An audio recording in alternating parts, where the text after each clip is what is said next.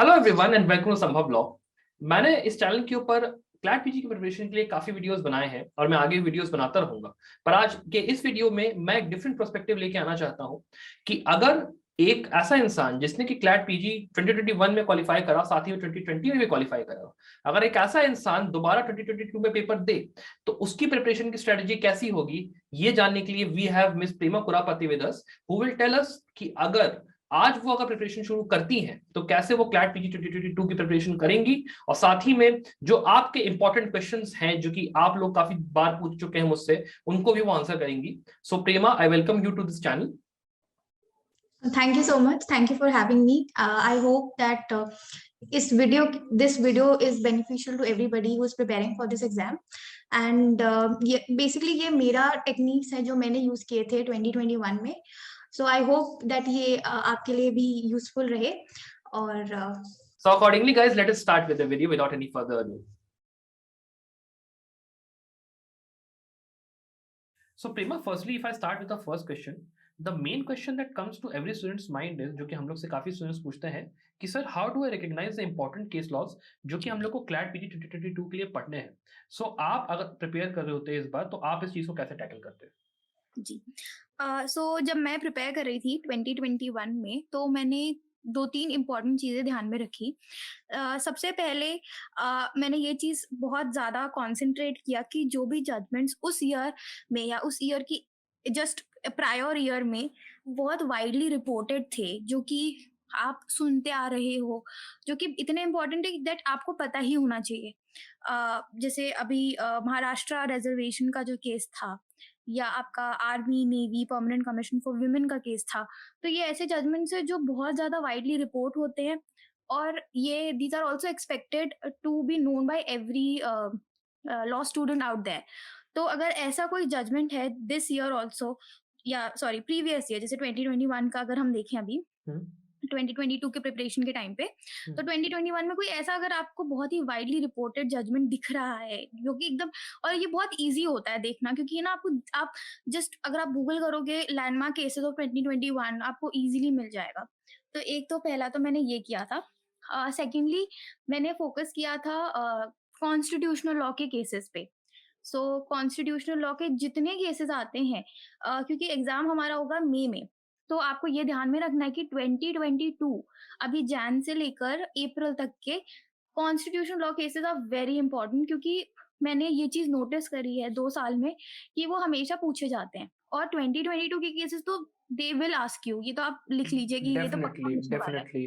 Definitely अगर हम लोग बात करें अभी लेटेस्ट में ही, we have the judgment of Jarnail Singh. तो वो जजमेंट अगर हम लोग देखा जाए बहुत ज्यादा इंपॉर्टेंट हो जाता है, बिकॉज रिजर्वेशन के ऊपर एक बहुत ही लैंडमार्क डिसीजन है। तो I would like to add this to the point कि हम लोग को इन सब चीजों का ध्यान रखने की जरूरत है, खास करके 2022 के जजमेंट्स में। डेफिनेटली हाँ, एक तो वो हो गए 2 इम्पोर्टेंट। फिर जैसे अगर आप लाइव लॉ देखोगे तो मेरे टाइम पे तो 50 टॉप 50 जजमेंट्स ऑफ 2021 करके उनका आता है लाइव लॉ का। तो लास्ट ईयर का भी आया होगा कि टॉप 100 जजमेंट्स या top 80 judgements of live law. अब जब हम सडनली इफ वी लुक कि भाई 100 जजमेंट्स है और ये पढ़ना बहुत मुश्किल हो जाता है। नॉर्मली 100 जजमेंट तो कोई कर ही नहीं सकता। तो एक जो मैंने ट्रिक अपने केस में यूज करी थी, क्या होता है कि लाइव लॉ भी आपको top judgements of the previous year देता है, और बार एंड बेंच भी आपको देता है।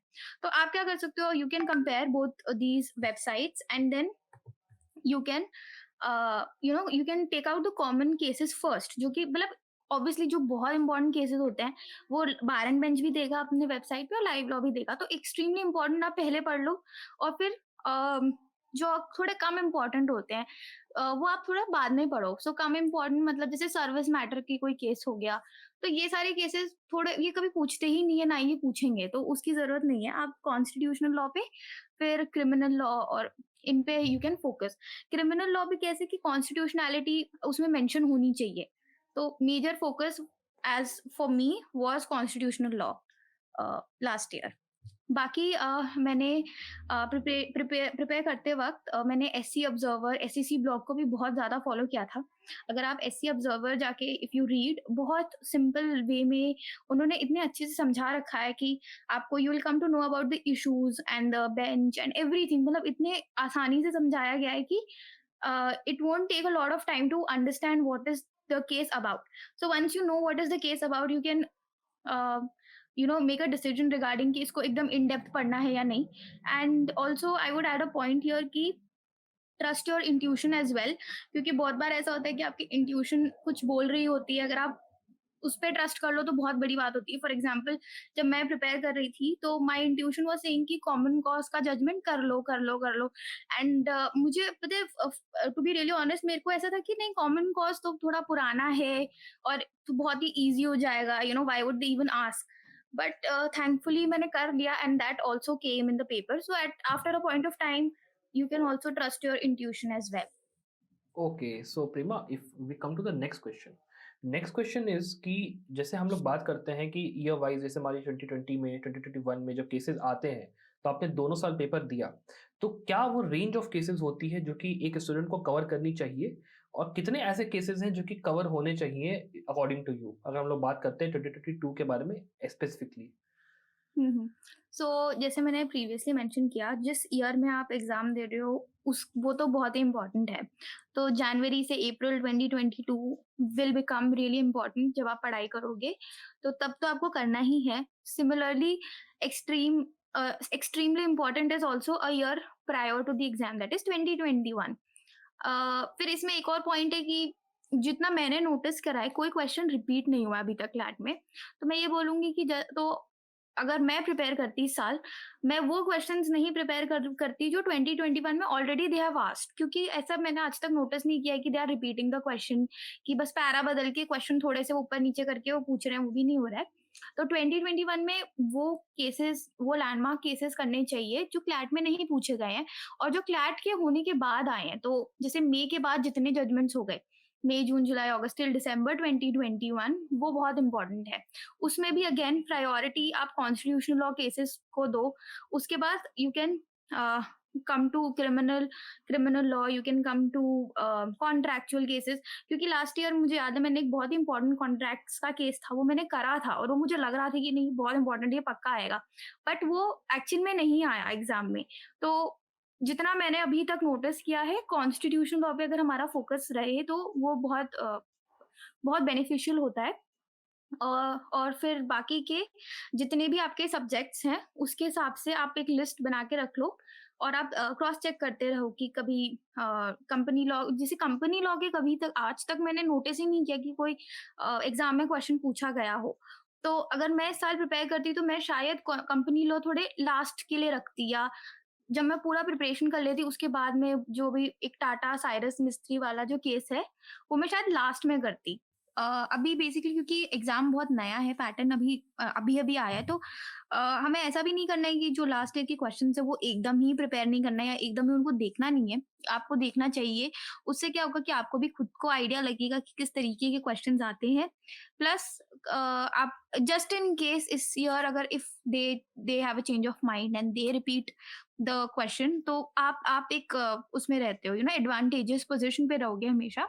तो ऐसा नहीं कि कंप्लीटली आपको लास्ट ईयर का डिस्कार्ड करने हैं. You should study it, but आप मतलब ज्यादा फोकस उन केसेस पे करो जो आफ्टर क्लैट आए हैं या जो कि मई के बाद वाले आए हैं.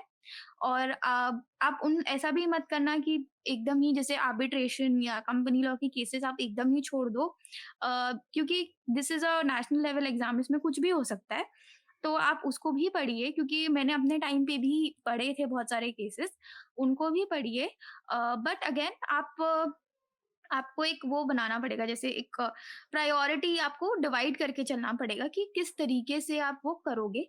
But you should not discard any subject, क्योंकि every subject is having certain weightage, plus the weightage is not mentioned, तो पता नहीं कौन सा किसका वेटेज वो कब बढ़ा दे, राइट. तो आपको थोड़ा सा दोनों लेके चलना पड़ेगा. So Prema, if I come to the next question, हमें ये तो पता चल गया कि हमें कितने केसेस पढ़ने हैं, हमें किन उस पर फोकस करना है. अगर मैं बात करूं कि कौन से वो सोर्सेज हैं जिसके पर हमें रिलाई अपॉन करना चाहिए हमें सारे केसेस को पढ़ने के लिए, तो उसके बारे में आप क्या कहेंगे? ड्यूरिंग माई प्रिपरेशन मैंने इन सोर्सेज पे बहुत हैवीली रिलाई किया था. The first source was live law. तो मैं क्या करती थी कि मेजरली मैंने लाइव लॉ से ही पढ़ा था. तो स्टार्टिंग में I used to read the summary that they give. तो क्या होता है, जब आप वो समरी पढ़ लेते हो तो आपको एक केस के बारे में ना एक जिस्ट समझ आ जाता है कि हाँ the case is about this and these are the important points which you have to remember. तो जो पॉइंट्स वो देते हैं अपने ब्रीफ में वो बहुत बहुत अच्छा होता है और वो बहुत चीजें कवर कर लेता है। तो मैंने लाइव लॉ का बहुत ज्यादा यूज किया था, बट ऐसा नहीं था कि मैं सिर्फ वो समरी पे ही रिस्ट्रिक्टेड थी, क्योंकि वो समरी अगर आप नोटिस करोगे तो मैक्सिमम कितना होता है, वो 2 पेजेस का होता है।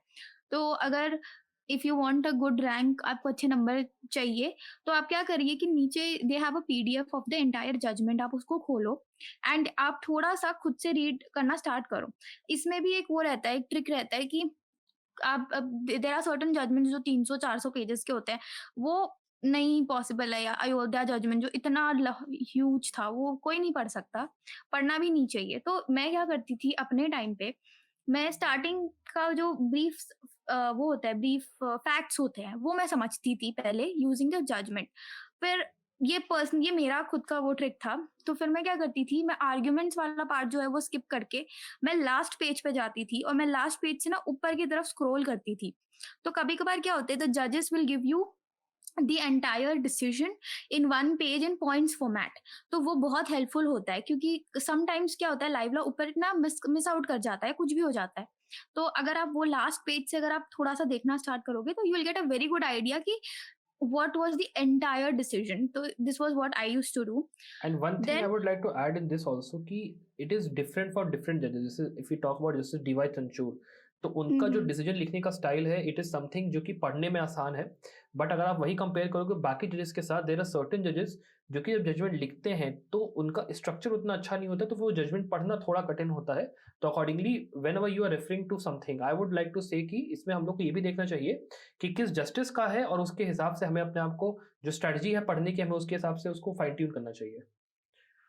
हाँ, हाँ, वो भी है। और यूजुअली मैंने जितना नोटिस करा है, एंड में ना बहुत अच्छे से इट इज़ मोस्टली गिवन। तो अगर वो है तो बहुत ही अच्छी बात है, क्योंकि वो तो मैं ऐसे ना, that was my entire, I used to rely on it entirely. वो बहुत अच्छा लगता था मुझे। और इससे क्या होता है, जब आप वो ब्रीफ पॉइंट्स पढ़ते हो, जो 4-5 लाइनों का एक-एक पैराग्राफ वो देते हैं, आपको पता होता है कि ठीक है, ऊपर जाके उसका आपको you have to read this thing in this paragraph, वो भी आपको थोड़ा-सा ना ध्यान में रहता है। तो this was what I used to do. Then secondly, SC Observer is a very good website. उसमें अगर आप if you just go and if you just एक बार अच्छे से आप if you can operate the website, आप इतना it's so easy and it's amazing for me. तो उसमें आपको issues मिल जाएंगे, arguments, if in case आपको arguments पढ़ने का मन है, आप SC Observer पे जाके देखो, इतने अच्छे से छोटा-छोटा they have explained every argument. तो बहुत अच्छे से you will get to know the entire case at once. And again, इसमें भी important वो mention करते हैं decision के जो important points है, तो वो आपको यहाँ से हेल्प मिल जाएगी। कोई अगर आपको थ्योरी पढ़ना है, कुछ पढ़ना है, तो you can again rely on SC blog. But majorly जो मैंने किया था, लाइव लॉ था एंड एससी ऑब्जर्वर बहुत इंपॉर्टेंट था। बार एंड बेंच पे मैंने बहुत ज्यादा रिलाई नहीं करा था। तो थोड़ा बहुत आई यूज्ड टू डू कि जब मेरे को जब live law was not helpful और SC observer was not helpful, then the last resort was bar and bench. But again that is also a very reliable source that you can use for your preparation. अच्छा, apart from that, if I go ahead with the next question, अगर हम लोग बात कर रहे हैं कि अगर जैसे हम लोग को केस स्टडी कोई स्टडी करनी है, तो स्टडी करने के दौरान देयर आर सर्टेन टाइम्स जब हम लोग कुछ मिस्टेक्स करते हैं कि हमें ये चीज़ करनी चाहिए, ये चीज़ नहीं करनी चाहिए। तो वो कौन सी ऐसी मिस्टेक्स है जो कि आप आइडेंटिफाई कर सकते हो और आप जो कि बता सकते हैं स्टूडेंट्स को कि उन्हें ये नहीं करना चाहिए, उन्हें ये करना चाहिए? तो द फर्स्ट थिंग आपको क्या करना चाहिए कि जब भी आप कोई केस पढ़ रहे हो, तो जो ब्रीफ मेंशन होता है लाइव लॉ पे या बाहर जहाँ से आप पढ़ रहे हैं, आप पहले वो पढ़ो। उससे अगेन आपको एक आइडिया लग जाएगा कि ये सारी चीजें, these are the things that are important, और ये आपको याद रखनी ही है नो मैटर व्हाट। तो वो तो चीजें ये हो गई कि ये तो इम्पोर्टेंट है ही, बट अपार्ट फ्रॉम दैट आप what you can do is आप you can open up the judgment, आप इशू पढ़िए, जजमेंट पढ़िए। मैं आर्ग्यूमेंट्स अवॉइड करती थी, क्योंकि मैं आर्ग्यूमेंट्स नहीं पढ़ती थी। सो आप ये भी कर सकते हो कि आर्ग्यूमेंट अवॉइड कर सकते हो, but if you want to understand the issue very well at hand, you can also read the arguments. But majorly I did not use to read the arguments. I used to go from issue to directly to the judgment. I would understand the entire thing at hand, entire judgment at hand. के बाद what, अगर जैसे judgement में भी काफी ज्यादा अगर आप नोटिस करोगे तो बहुत सारे केसेस मेंशन्ड होते हैं, जो कि जजेस derive their ratio from those previous decisions. So उस पे भी I used to not focus on, क्योंकि this was the justice's observation and explanation while giving the judgment. तो मैं उस पे भी फोकस नहीं करती थी ज्यादा। मैं बस ऑलवेज जब आप कोई भी जजमेंट पढ़ रहे हो, आपको ये याद रखना है कि I have to understand this judgment, और मुझे बस इस जजमेंट में क्या हुआ है बस मुझे उतना पता होना चाहिए।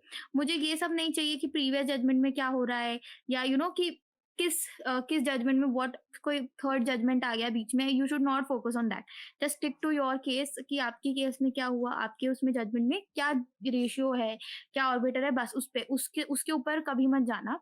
देन एक और बहुत इंपॉर्टेंट चीज है कि अगर आप देखो, जैसे यूथनेशिया का केस आ गया, ठीक है, उसके पहले राइट टू लाइफ पे कितने केसेस आ रखे हैं। मैं ये नहीं कहूंगी कि आप उन सबको एक्सट्रीमली एकदम डिलीजेंटली पढ़ो 3-4 घंटे लगा के, नहीं, बट यू शुड नो कि हाँ, इसके पहले एक केस आया था ज्ञान कौर करके, उसमें क्या हेल्ड हुआ था, वो इम्पोर्टेंट हो जाता है। तो एकदम शॉर्ट में आपको पता होना चाहिए कि अगर उस केस की कोई हिस्ट्री है तो उसमें what was held in those cases as well. एकदम इन डेप्थ जाने की जरूरत नहीं है, बट हाँ, ऊपर से you should know the name of the case and the bench, कितनी बेंचेस, हाउ मेनी जजेस bench was there, and thirdly what was held in that case. So this would be my advice. Okay, so if I come to the next question, Prima, if I talk about कि जैसे हम लोग paper की preparation करते हैं तो sometimes what happens is कि हम लोग पिछले 4 महीने से या 3 महीने से प्रिपेयर कर रहे हैं, बट जो लास्ट का 1 मंथ होता है वो बहुत ज़्यादा क्रूशियल होता है when it comes to revising for the paper, और उसके लिए अपने आप को फाइन ट्यून कैलिब्रेट करना है कि कैसे हमें उस लास्ट मंथ में प्रिपेयर करना है। तो उसके लिए आपके पास क्या एडवाइस है स्टूडेंट्स के लिए? सबसे पहले तो जो केस आपने कल किया था, yesterday, whatever you studied yesterday, that has to be revised on the next day. So that is very important. अगर आप ऐसा नहीं कर रहे हो तो you will forget the case, जो कि it is very normal for any person. तो जो चीज़ आप कल पढ़ रहे हो उसको आपको आज रिवाइज करना ही पड़ेगा। तो इसमें आप ये कर सकते हो कि जो मैंने ये किया था कि मैं जब रिवाइज करती थी तो मैं एक पेज पे ही I use to write every important thing, but you should not exceed that 1 page. आप एक पेज में सारा इन्फॉर्मेशन डाल लो, so that when you are revising it 1 week before the exam और on the day of exam, एक single page पे ना you will have the entire judgment and the most important points that could be asked in the exam. So that is one thing. Secondly, give mock, and most importantly आप उस time पे mock दो जिस time पे actual exam होगा। उससे क्या होता है कि your body also becomes prepared, क्योंकि जैसे I think 3 to 5 होता है एग्जाम या 2 to 5 होता है। तो मुझे 3 to 5 में तो I used to be so sleepy, मुझे इतनी नींद आती थी।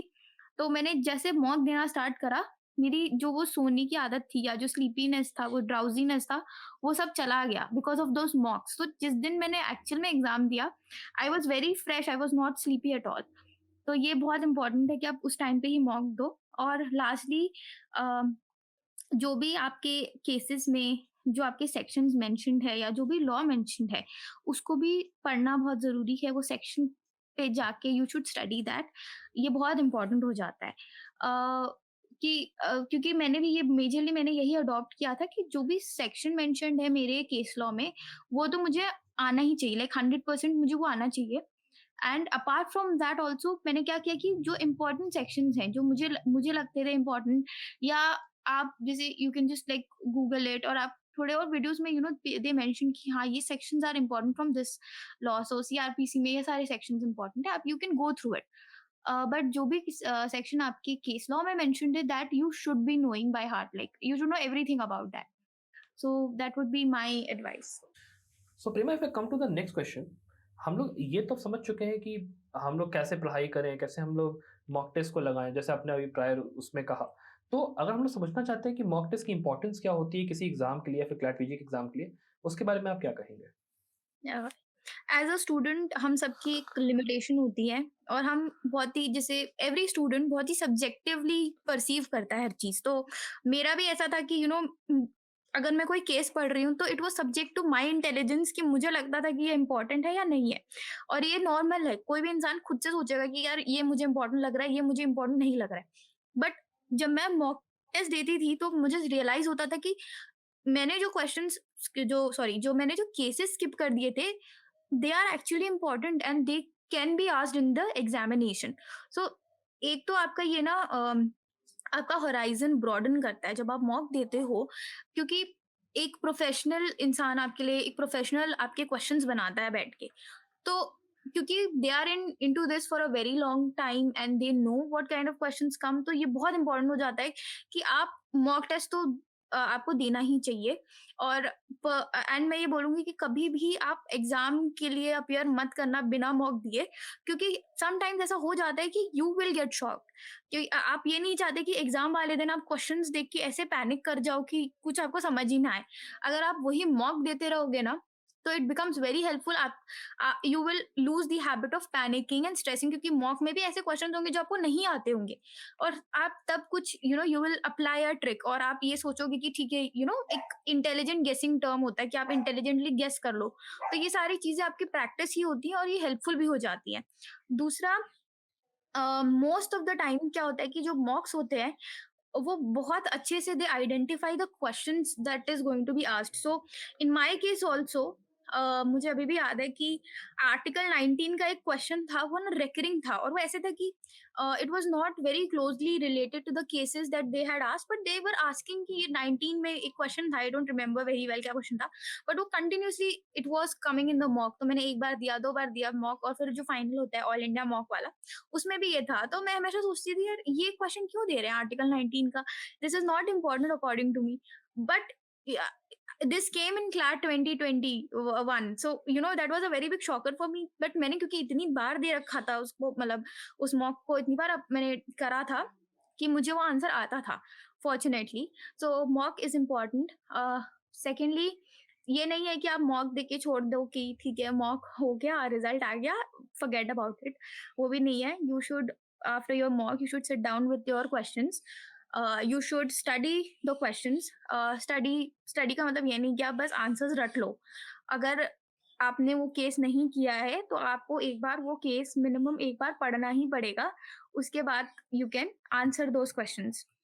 सो ऑलवेज रिमेंबर कि मॉक अगर आप दे रहे हो और अगर आपको लग रहा है कि दिस इज नॉट इम्पोर्टेंट आपके हिसाब से, तो you should not go according to that. You should always study. कितना भी आपको लगे कि नहीं दिस इज वेरी इजी है तो कभी नहीं आएगा, but I am telling you आपको हमेशा पढ़ना चाहिए वो क्वेश्चंस जो कि मॉक में तो दिए हैं। सेकेंडली, मिनिमम 1 मॉक तो होना ही चाहिए। This is the minimum least. तो मैक्सिमम, मतलब मैक्सिमम तो कोई लिमिट ही नहीं है। मैं क्या करती थी, जैसे अगर आप जैसे पढ़ पढ़ के बोर हो गए या थक गए हो, तो आप मैं क्या करती थी कि जब मैं पढ़ के बहुत थक जाती थी, मैं ना क्वेश्चंस मैं सॉल्व करती थी। मैं अपने ना टेस्ट ऐसे खुद ही देती रहती थी। तो आई हैव दिस, एक एलएलएम की बुक आती है एसेंट पब्लिकेशंस की, तो मैं उस बुक में से जो स्टैटिक पार्ट होता है हमारे सिलेबस का, मैं वो क्वेश्चंस करती थी। तो उससे मुझे बहुत हेल्प हो गई जब मैंने एक्चुअल एग्जाम दिया। तो वो बहुत इंपॉर्टेंट है। लास्टली वही जो मैंने पहले भी बोला था कि उसी टाइम पे देंगे तो बहुत अच्छा होगा आपका प्रिपरेशन, जिस टाइम पे आपका एक्चुअल एग्जामिनेशन होगा। So Prema, if you come to the next question, अगर हम लोग बात करते हैं कि जैसे कि क्लैट का रिसेंट जो पैटर्न रहा है 2020 से 2021 में, क्लैट ने थोड़ा अपना फोकस दोबारा शिफ्ट किया है स्टेट्यूट्स के ऊपर। तो कोई स्टूडेंट अगर, जैसे हम लोग ये समझ चुके हैं केस लॉज हमें कैसे प्रिपेयर करने हैं, या फिर हम लोग को मॉक टेस्ट की क्या इंपॉर्टेंस हमें ये समझ में आ गई है। अगर हम लोग बात करते हैं कॉन्स्टिट्यूशनल लॉ की, जूरिस्प्रूडेंस की, सीआरपीसी की, आईपीसी की, इन सब्जेक्ट्स को, जो इंपॉर्टेंट सब्जेक्ट्स होते हैं, इनके पढ़ने के बारे में, इनको टैकल करने के बारे में आप क्या कहोगे? फर्स्टली आपको आपको अपने जो भी सेक्शंस हैं, जो भी आर्टिकल्स है आपके केस लॉ में जो मेंशन्ड है, वो आपको पढ़ना ही है। जैसे फॉर एग्जांपल जय श्री लक्ष्मणराव पाटिल में आपके आर्टिकल 15 एंड 16 वो मेंशन्ड, तो वो आपको इन डेप्थ आपको यू शुड बी नोइंग। अगर उसमें कोई जैसे अमेंडमेंट्स आ रखे हैं, आपको पता है आर्टिकल 16 में देयर आर अमेंडमेंट्स, तो वो अमेंडमेंट्स क्या थे, वो कब आए, एकदम इन डेप्थ नॉलेज उस चीज के बारे में आपको होनी ही चाहिए। सो आप ये चीज हमेशा याद रखना कि जब भी आप केस लॉ पढ़ें, उस केस लॉ में जो भी चीज, जितनी भी, एक तो स्टैट्यूट मेंशन्ड है, सेकेंडली उन स्टैट्यूट्स की जो सेक्शंस मेंशन्ड है, you should do it. So that becomes very important. Secondly क्योंकि हमने ये भी देखा है लास्ट ईयर कि स्टैट्यूटरी पार्ट भी काफी आया था इस बार क्लैट में 2021 में। तो उसके लिए you have to know the subject as well. आप ऐसा नहीं कर सकते सिर्फ you can just not focus on the case में जो मेंशन्ड सेक्शंस है, आप you can not just entirely focus on that as well. So constitutional law के लिए अगर आप if you are starting to study, अभी एकदम एग्जाम के पर्सपेक्टिव से आप पढ़ना स्टार्ट कर रहे हैं, या आपको इफ अगर आपने अच्छे से पढ़ा है और आप फिर से रिवाइज करना चाहते हो, तो सबसे पहले तो आपको बेयर एक्ट पे ही रिलाई करना चाहिए। पूरा आपको बेयर एक्ट पता, मतलब बेयर एक्ट से ही पढ़ना चाहिए, मैं मेजरली यही बोलूंगी आपको। सो सबसे प्रायोरिटी में आपका आता है बेयर एक्ट। दो सेकेंडली हमने ये नोटिस, हम ये देखते हैं कि CLAT is not just statutory. कभी कभार वो आपको कोई लाइन दे के बोल देगा कि ये कौन से केस में हेल्ड था, तो उसके लिए you should also study from a book. So what I did was I preferred J N. Pandey. मैंने जे.एन. पांडे से ही पूरा जैसे कॉन्स्टिट्यूशनल लॉ था वो पढ़ा था, बिकॉज उसमें काफी शॉर्टर सिंपलर लैंग्वेज में आपको अच्छे से it has been explained and it becomes easier for you to understand. अगर आपको जे.एन. पांडे नहीं पसंद आती, so any book of your choice, जो भी आप कंफर्टेबल हो। The main point here is that you have to understand that. So any book that you pick, but you have to understand that. You have to understand the concept, you have to understand the law, right? एक और important चीज़ है कि जब मैंने preparation start करी थी, तो मैं इस पर्सपेक्टिव से प्रिपेयर करती थी कि मुझे तो सब कुछ पता होना चाहिए। तो मैं क्या करती थी, मैं बहुत टाइम लगा देती थी एक आर्टिकल पे, मैं काफ़ी ज़्यादा। तो वो गलती आप ना करें। आप ऐसा ऐसा बिल्कुल नहीं है कि you should be knowing every single thing about that article. That is a wrong way of preparing. You should know all the important things about that article. So always remember there's a difference between the two. Know the important things. So अगर कोई amendment आया है, तो वो amendment आया, उसकी constitutionality challenge हुई है, तो आपको वो पता होना चाहिए कि कौन से केस में आपकी कॉन्स्टिट्यूशनैलिटी चैलेंज हुई है। तो ये सारी चीज़ें आपको ध्यान रखनी है। और लास्टली जो मैंने करा, MCQs from any LLM guide. जैसे मैंने डॉक्टर अशोक जैन की एक बुक आती है एसएन पब्लिकेशंस। सो मैंने काफी रिलाई करा। It is also very good book अगर आपको शॉर्ट में पढ़ना है। जे.एन. पांडे का भी shorter version becomes this LLM guide that you get in market. So बहुत ही उसमें छोटे उसमें, और उसमें भी बहुत अच्छे से इट इज हाईलाइटेड कौन से इम्पोर्टेंट चेंजेस हैं या इम्पोर्टेंट केसेस है। It is very well highlighted, तो आप उससे भी पढ़ सकते हो। तो और एमसीक्यूज आप इनसे सॉल्व करो, जितना एमसीक्यूज आप सॉल्व कर सकते हो उतना अच्छा। क्योंकि क्या होता है कि जब आप एक बार you start solving them, it becomes like a game to you. तो the more you give your MCQs, you will become more happy, और आप देते रहोगे अपने MCQs, एंड उससे आपकी नॉलेज भी बढ़ेगी। और काफी टाइम ऐसा होता है कि अगर आपको टाइम नहीं मिलता कुछ पढ़ने का, अगर आप बस एमसीक्यूज भी दे दो, तो आपको एक आइडिया लग जाता है कि ठीक है, ये इंपॉर्टेंट क्वेश्चन आ सकता है, एंड मैं ये क्वेश्चन याद रख सकती हूँ या रख सकता हूँ। So that becomes important. फिर नेक्स्ट जूरिस्प्रूडेंस के लिए बेसिकली जब मैं प्रिपेयर कर रही थी, तो मुझे खुद भी आइडिया नहीं था कि जूरिस्प्रूडेंस कितने मार्क्स का आने वाला है। क्योंकि क्या होता था 2019 तक तो अच्छे से उन्होंने ना एक डिवीजन दे रखा था कि जूरिस्प्रूडेंस इतने मार्क्स का आएगा, या 50% वेटेज था, आई थिंक जूरिस एंड कॉन्स्टी का मिलाकर ऐसे कुछ तो था। तो उसमें वी हैड एन आइडिया कि हाँ इतना परसेंटेज जूरिस्प्रूडेंस आएगा, प्लस ये सारे चैप्टर्स में से आएगा। बट जैसे हम 2021 में ना वो डिस्टिंक्शन हट गया, क्योंकि अब कुछ मतलब हमें पता ही नहीं है कि कितने मार्क्स का आता है जूरिस्प्रूडेंस, या कितना हो सकता है। तो उसके लिए भी मेरा एडवाइस यही रहेगा कि आप जूरिस्प्रूडेंस भी आपको पढ़ना ही पड़ेगा। अब जूरिस्प्रूडेंस पढ़ना ही पड़ेगा, तो क्या पढ़ना है आपको? सबसे पहले स्कूल्स ऑफ लॉ जो होता है वो बहुत इंपॉर्टेंट है। तो सारे स्कूल्स आपको पता होनी चाहिए, बेसिक आइडिया आपको पता होना चाहिए, उनके अंदर जो जूरिस्ट है वो आपको पता ही होने चाहिए। इवन जो जिस जो उनका लिस्ट है, कौन किसके बाद आया, जिनका क्या था, व्हाट वर देयर थिंकिंग, वो आपको you have to know that. तो schools of law is very important. फिर there are certain chapters which become important, like Hohfeld's वाला एक चैप्टर है, वो बहुत इंपॉर्टेंट है। राइट एंड ड्यूटी वाला है। और कुछ चीजें इजी भी रहती हैं, जैसे लीगल पर्सनैलिटी है, वो थोड़ा इजियर चैप्टर है, और ये आपको थोड़ा पता भी होना चाहिए।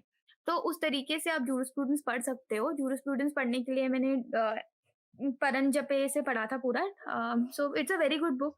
उसमें भी काफ़ी शॉर्ट में एक्सप्लेन्ड है, तो आप वो भी पढ़ सकते हो। और फिर एमसीक्यूज़ देते रहो, क्योंकि एमसीक्यूज़ आप जितना दोगे, उतना आपको आइडिया लगता रहेगा कि किस तरीके के क्वेश्चंस आप एक्सपेक्ट कर कर सकते हो on the day of exam. And जैसे CrPC, IPC, I was very much restricted to the case law, जैसे आई हैव मेंशन्ड।